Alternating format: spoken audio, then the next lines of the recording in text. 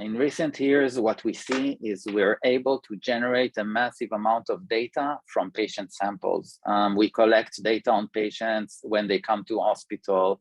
We collect biopsies, and then in these biopsies, we conduct genetics, we run digital pathology, we can do a lot of things. We basically termed it massively parallel high resolution human data. So we can even do the single cell experiments. You can take a biopsy, divide it to individual cells, and then test gene expression in every cell. So it's high resolution, and you can do this for as many patients as you want if you have the money, right? So we're generating a massive amount of data.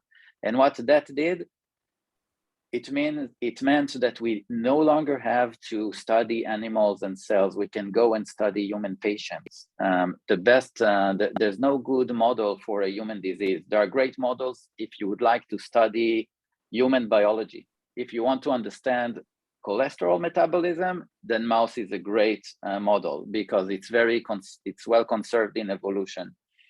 Cancer, psoriasis, arthritis, Alzheimer, that's not conserved in evolution. These are all human conditions that don't exist elsewhere. So we don't have good models for disease, but now we can actually study humans. And by studying humans, we actually mean studying data. Scientists today don't necessarily go to read papers to know how to cure a patient. They would like to study data. And that's the power that is behind the data lab that you're building. More data is generated, we're drowning in data, and we want to make sense of it. Okay, so I divided now the drug discovery and development to 4 components. The first one is we have better tools to now understand disease biology, what is going on, and how, and come up with hypotheses on how to cure patients. In terms of drugs, if let's say 2 decades ago, it was mostly what we call small molecule chemistry. Now we can design cells. We have antibodies. We have many types of different antibodies, proteins, peptides, and nucleic acids. You saw Pfizer with the RNA vaccine and Moderna. There are many, many different modalities. We can basically target almost any protein, and we can target almost any process. So the opportunities for intervening with the disease has grown tremendously.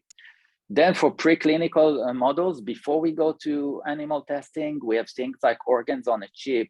We now have organoids. We have genetically engineered animals in which we can conduct all these, we can generate all the data I talked about in human disease biology. And finally, when we now go into clinical trials, if let's say, a couple of decades ago, pharma basically tried to answer the question, is this drug curing the patient or not? Now we're saying, no, we want to learn from each patient. What did we learn about blocking this protein in a human? What did we learn about the disease? We're generating a ton of data in human clinical trials, and we're studying it, and we would like to learn about the disease biology.